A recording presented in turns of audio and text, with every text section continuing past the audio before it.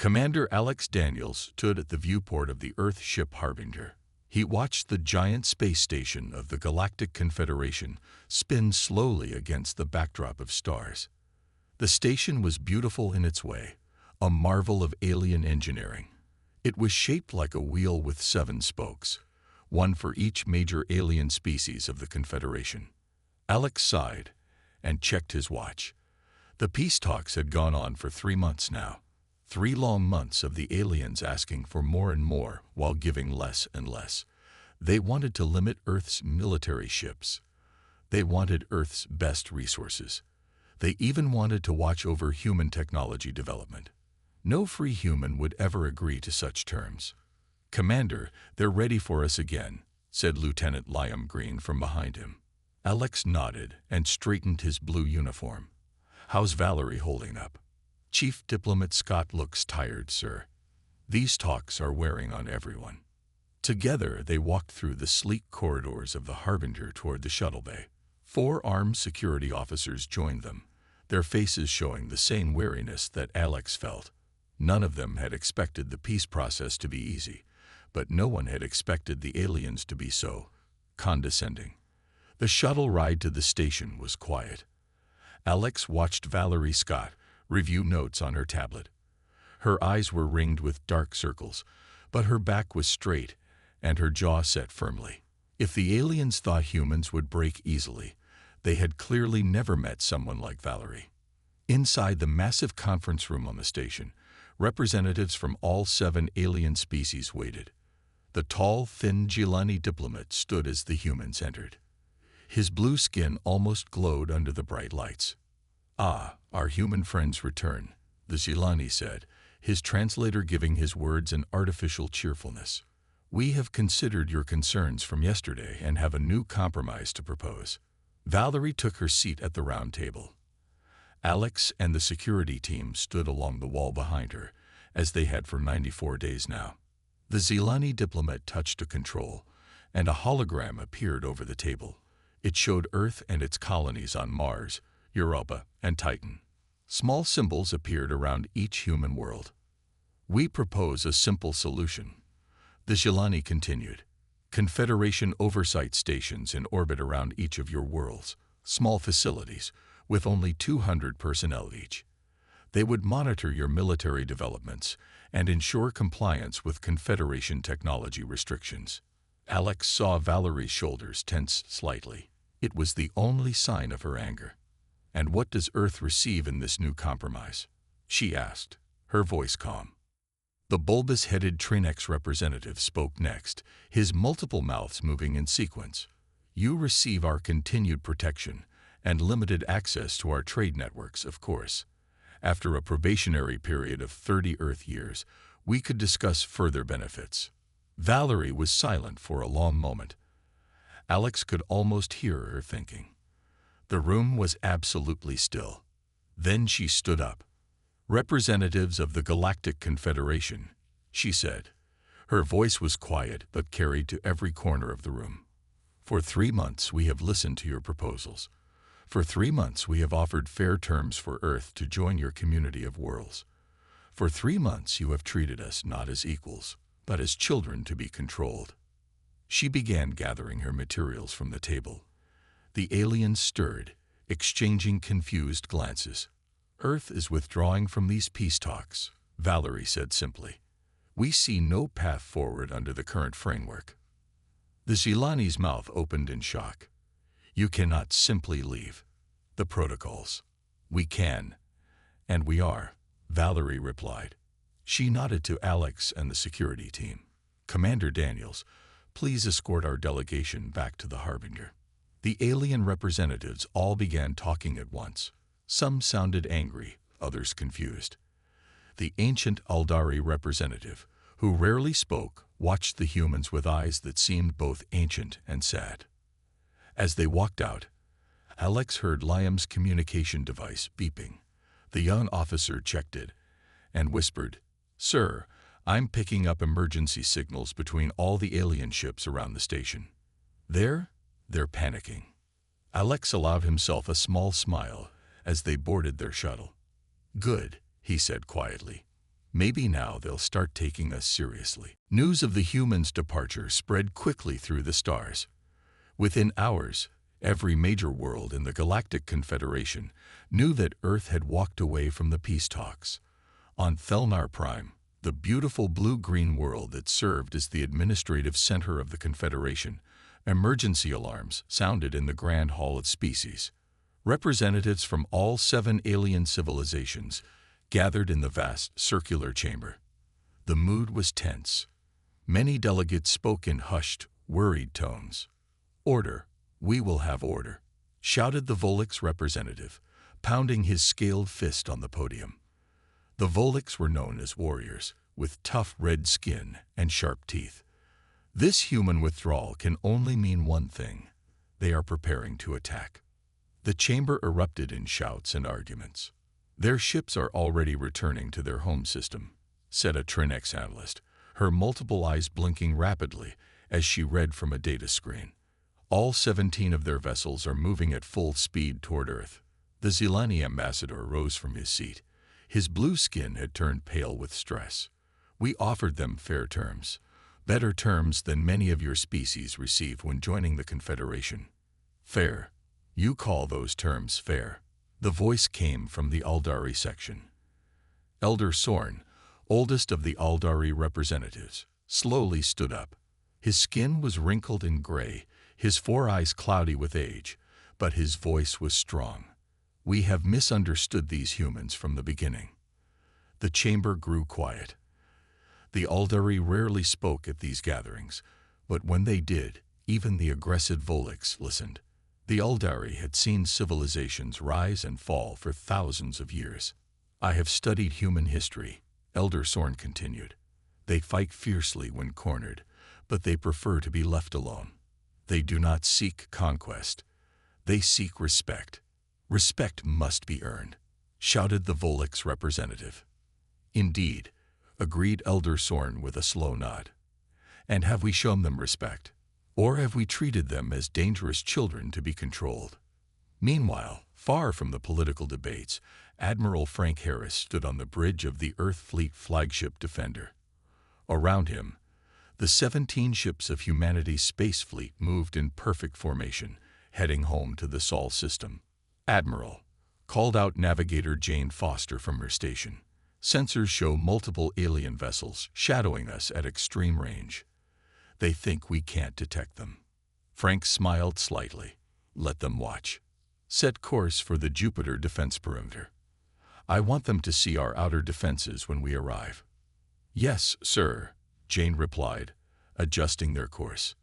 "Do you think they'll attack us?" Frank looked out at the star-filled view screen. "No, they're too scared to attack. They just don't understand why we're not scared of them." 2 days later, the human fleet approached Jupiter. As they passed the massive gas giant, hidden defense platforms activated. Hundreds of weapons systems, cleverly disguised as small moons or mining facilities, powered up and locked onto the shadowing alien vessels. In the Confederation spy ships, alien observers frantically recorded everything. Their superiors had told them humans had limited defensive capabilities beyond Earth. Clearly, that assessment was wrong. On Earth, most citizens went about their daily lives unaware of the diplomatic crisis. In Denver, at Earth Fleet Command Headquarters, Director Olivia Martinez reviewed the situation with her staff. "The aliens are tracking our fleet's return," reported Intelligence Officer Kyle Bishop. "They've also increased communications between their worlds by 300%. They're definitely worried." Olivia nodded. "Good. Let them worry for a change. How long until the President arrives?" 20 minutes, Director. He's bringing the Secretary of Defense with him." Olivia looked at the large map of Earth's solar system on the wall display. Small lights showed the positions of human ships and stations. Many more lights showed alien observation vessels now stationed at the edges of the system. "For 2 years we've been reasonable," she said quietly. "For 2 years we've been patient. Maybe now they'll understand we won't be pushed around." The meeting room at Earth Fleet Command in Denver was simple but secure. The walls were thick concrete, painted white. No windows allowed anyone to see in or out. No electronic signals could enter or leave. Director Olivia Martinez sat at the head of the long table. Her dark hair was pulled back tightly, and her uniform was perfectly pressed. 8 years as the head of Earth's defense forces had taught her patience. Today, that patience had run out. "We tried it their way," she said to the 6 officers seated around the table. "For 2 years we've extended olive branches while they've treated us like dangerous children." Admiral Frank Harris nodded in agreement. He had just returned from space after leading the human fleet home from the failed peace talks. "The aliens think we left because we're angry. They don't understand that we left because we're done wasting time." The door opened, and Kyle Bishop hurried in. The young intelligence officer carried a small data tablet. His face was serious. "Director, Admiral, I have the evidence you requested," he said, taking the empty seat. He pressed a button on the tablet, and a large screen on the wall lit up. It showed intercepted alien communications, translated into English. "While they were pretending to negotiate with us, the Confederation was studying our military capabilities," Kyle explained. "They were also trying to hack into Earth's computer networks. This message from the Zilani ambassador to his government proves they never intended an equal partnership."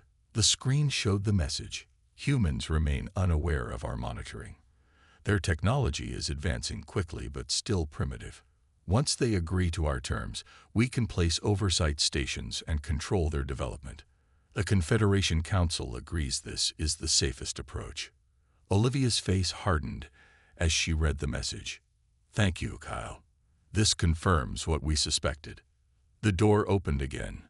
Everyone stood as President William Clark entered, followed by Secretary of Defense Paul Jenkins.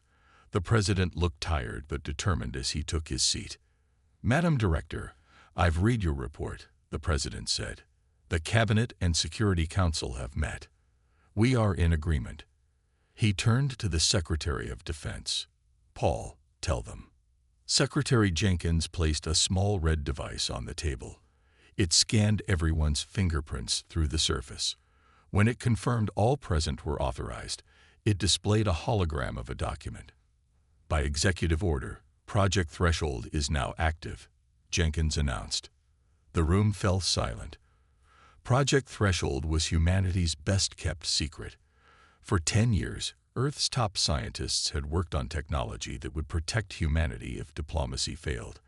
They had hoped to introduce it as part of a peaceful alliance. Now it would serve as insurance against alien aggression. "How soon can it be deployed?" asked the President. Admiral Harris answered. "The core systems are already in place throughout the solar system. Sir, Dr. Clark needs 2 more weeks to activate the final components." The President nodded. "Make it happen." Far from the secret meeting, normal life continued across Earth and its colonies. In Chicago, Dr. Sophia Clark worked in her laboratory deep beneath the city. She had no windows to distract her, just the soft hum of powerful computers and the gentle glow of quantum field projectors. Sophia had spent 11 years developing Threshold.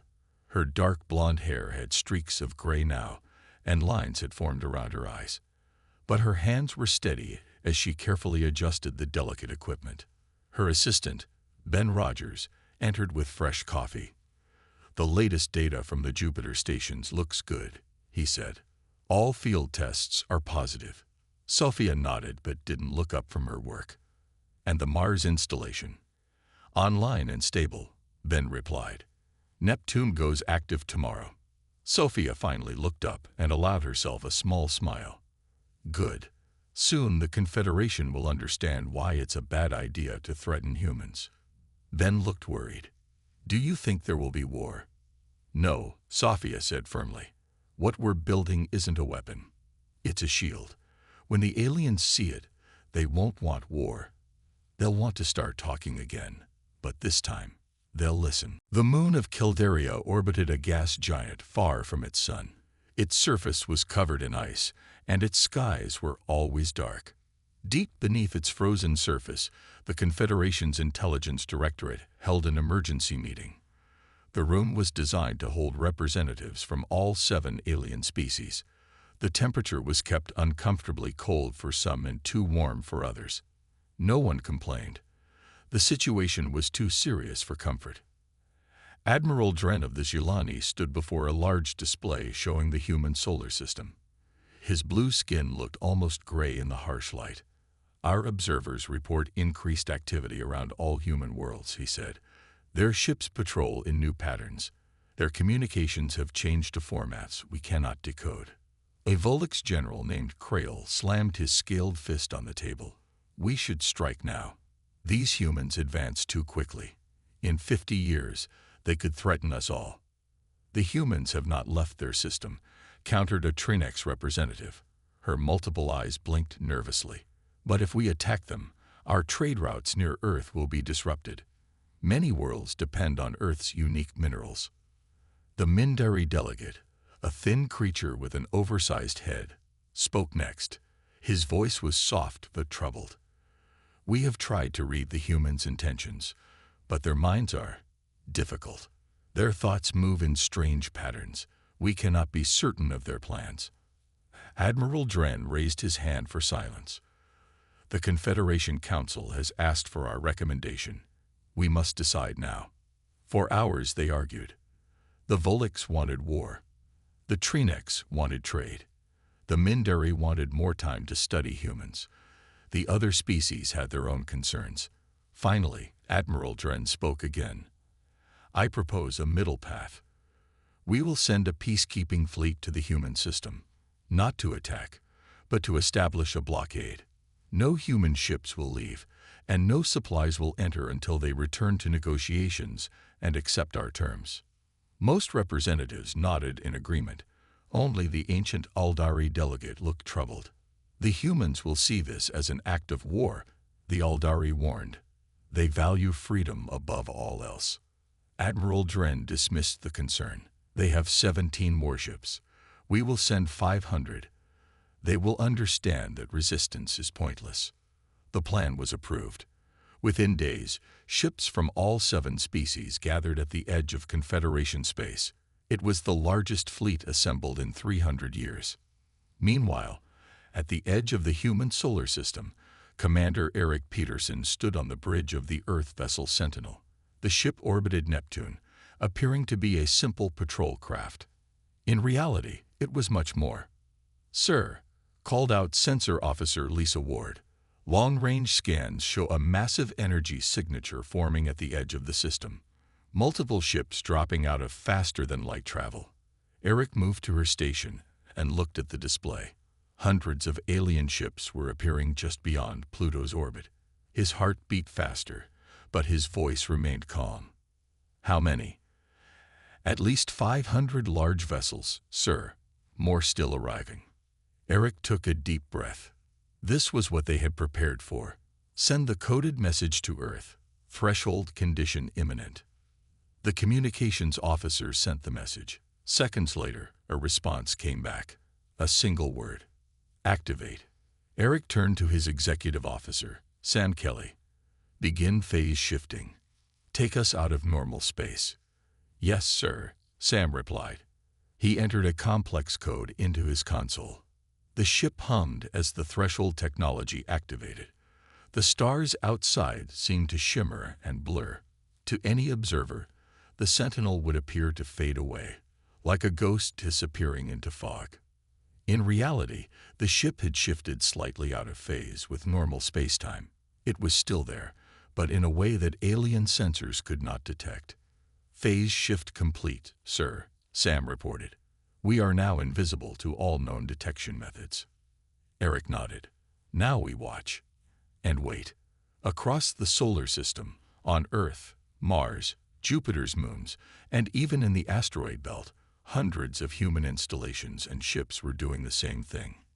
Disappearing from view while remaining perfectly functional. The trap was set.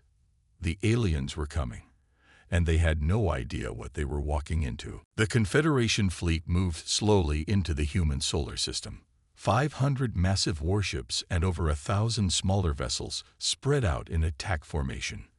Their weapons were powered and ready. Their shields were at full strength. Admiral Dren stood on the command deck of his flagship, the Righteous Path. The massive ship was the pride of the Zilani fleet, nearly 2 miles long and armed with weapons that could destroy a small moon. "We are entering the orbit of the planet they call Pluto," reported his navigation officer. Dren nodded. "Send the message to all human settlements and ships." The communications officer pressed several buttons on his console. "Message sent, Admiral." The message was simple. "Attention humans of Earth. This is Admiral Dren of the Galactic Confederation Peacekeeping Force. Your government has abandoned the path of diplomacy. For the safety of all galactic citizens, we demand you disarm your military and accept Confederation oversight. Resistance is pointless. You have 1 Earth day to respond." Dren was confident the humans would surrender. No species had ever faced such overwhelming force and continued to resist. The fleet moved deeper into the solar system, passing the orbit of Neptune. Strangely, there was no sign of human patrols or defensive positions. Scans showed nothing but empty space. "Where are their ships?" Dren asked, frowning. "Our intelligence said they had vessels patrolling the outer system." "Unknown, Admiral," replied his sensor officer. "We detect no human ships or defensive platforms." Dren felt uneasy. Something was wrong. "Proceed with caution. They may be hiding behind one of the moons." The fleet continued forward, passing Uranus and then Saturn. Still no sign of human defenses. By the time they reached the orbit of Jupiter, even the Volix warriors were growing nervous. "It's as if they've abandoned their outer system," muttered Dren's second-in-command. Then it happened. All around the Confederation fleet, space itself seemed to ripple and distort. Hundreds of spatial anomalies appeared simultaneously throughout the formation. Where there had been empty space seconds before, human installations, ships, and defense platforms suddenly appeared. "Impossible," shouted Dren. "Where did they come from?"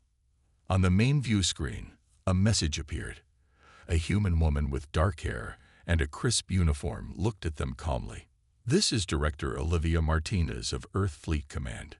Your fleet has entered sovereign human space without permission." Dren struggled to understand what was happening.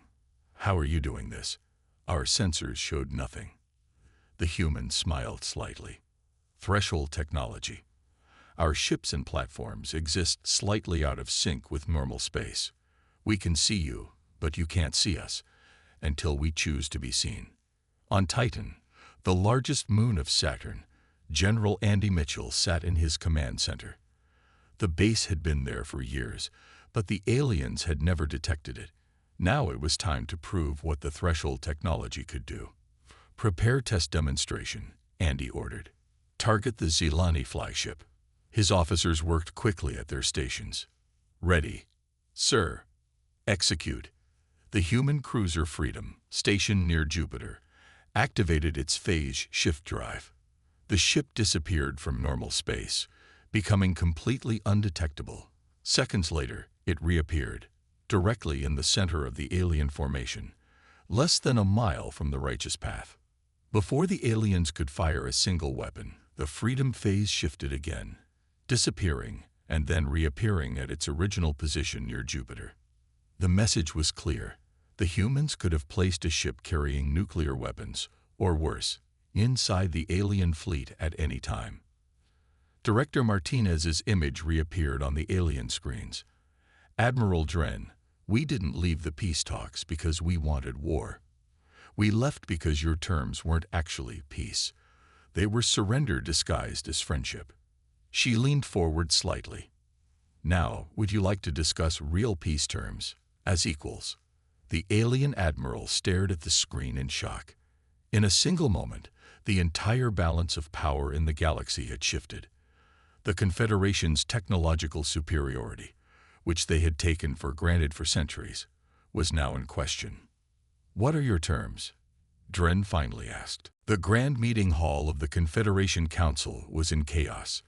Representatives from all 7 species shouted and argued. Some pounded on tables. Others paced nervously. The news from the human solar system had shocked them all. How could our intelligence be so wrong? Demanded the Volix representative. His red scales flashed with anger. 500 ships, cried the Trinex delegate. We sent 500 ships, and the humans made them look foolish.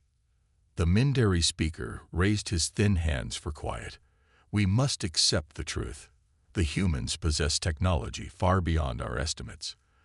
Their threshold system changes everything. What troubled the council most was not just the technology itself, but the fact that humans had hidden it. Throughout 2 years of negotiations, they had never revealed this capability. They had only shown it when threatened. Can we trust anything they say? Asked a nervous Gilani diplomat. What else might they be hiding? Elder Sorn of the Aldari slowly stood.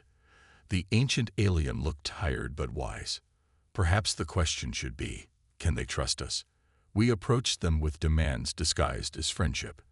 They responded by showing strength, but not using it to harm us. This speaks well of their character. On Earth, President Heather Campbell stood before the United Nations General Assembly. Representatives from all Earth nations watched as she revealed the full capabilities of the threshold technology to humanity's own citizens for the first time. The president was tall and confident, with short gray hair and steady hands. Her voice was calm but firm. For 10 years, our best scientists have worked on this defensive technology, she explained. We developed it hoping never to need it. But we will not allow Earth to be threatened or controlled by those who view our independence as dangerous.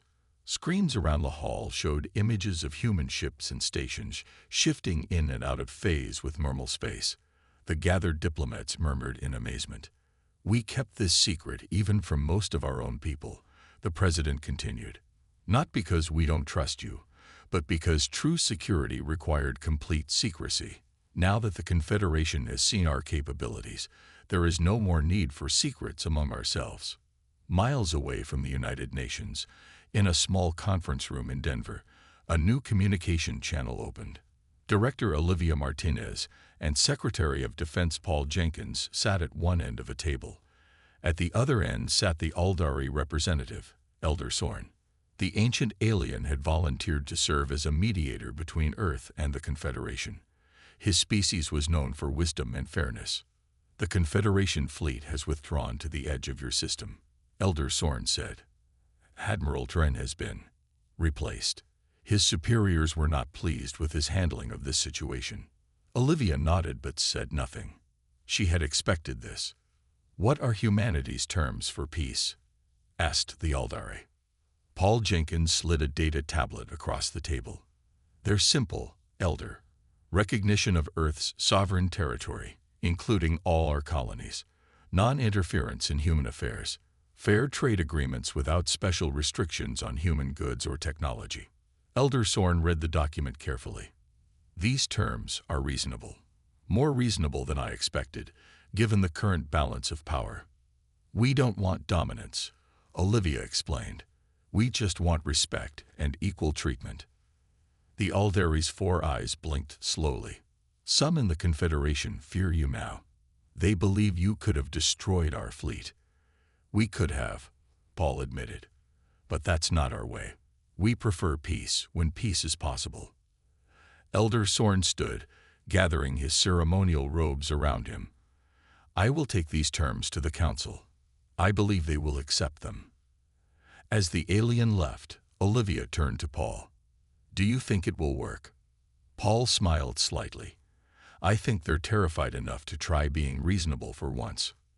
And if they're not, then we'll keep walking away until they learn. 3 weeks after the standoff in space, a small alien ship landed at Denver International Airport. It was the first official Confederation vessel to touch down on Earth soil with permission. People gathered behind barriers to watch as the ship's door opened. Dr. Thull of the Mindari stepped out slowly. She was tall and thin, with a large head and huge dark eyes. Her skin was pale gray, and she wore simple white robes. 2 human security officers met her and led her to a waiting car. Dr. Thull was a xenopsychologist, an alien who studied other species' minds and behaviors. The Confederation had sent her to understand humans better. After the demonstration of threshold technology, they'd wanted to know what kind of species they were really dealing with. The car took her to a university in Chicago where Dr. Sophia Clark worked. The human scientist had created the threshold technology, and now she had agreed to meet with Dr. Thola. Sophia was waiting in a bright, comfortable meeting room. She was in her 50s, with graying blonde hair and kind eyes that held a sharp intelligence. She stood as the alien entered. "Welcome to Earth, Dr. Thola," Sophia said with a smile. "I hope your journey was comfortable." The Mindari moved forward, her movements graceful despite her unusual body. "Thank you for meeting with me, Dr. Clark. Your world is very loud. Many thoughts, many emotions." Sophia nodded. "Yes, there are over 9 billion of us now. That must be overwhelming for a telepath like yourself." "I have protection," Dr. Thola said, touching a small device on her forehead. "Still, humans think in unusual patterns. It is why we failed to understand you during the negotiations." For the next several days, Dr. Thola met with human scientists, leaders, artists, and ordinary citizens. She visited schools, factories, museums, and parks. Everywhere she went, humans treated her with polite curiosity rather than fear or hostility. On her 5th day on Earth, she attended a public forum in London. The event was broadcast worldwide. Thousands of people gathered to hear the aliens speak about the Confederation and ask questions about the wider galaxy. "Your species confused us," Dr. Thola admitted to the audience. "Your technological capabilities suggested you should be aggressive expansionists, yet you confined yourselves to one star system. We interpreted this as deception rather than restraint." A student raised her hand and asked, "Why did the Confederation try to control us instead of just trading with us as equals?" Dr. Thola's large eyes blinked slowly. "Fear. For 1,000 years, the Confederation has managed the development of new species. When a civilization reaches space, we guide them slowly. But humans advanced too quickly. In 200 years, you went from simple machines to technology that rivals our oldest species. This scared many in the Confederation. Meanwhile, Earth was sending its own representatives out to meet individually with each of the 7 alien species. Chief Diplomat Valerie Scott, who had walked away from the original peace talks, now led teams to each of the Confederation's homeworlds. On the ocean planet of Trinexia, Valerie met with the Trinex Trading Council. The bulbous-headed aliens were nervous at first, but they quickly became interested when Valerie outlined Earth's resources and manufacturing capabilities. "We don't need to go through the Confederation for everything," Valerie explained. "Direct trade between our worlds would benefit us both."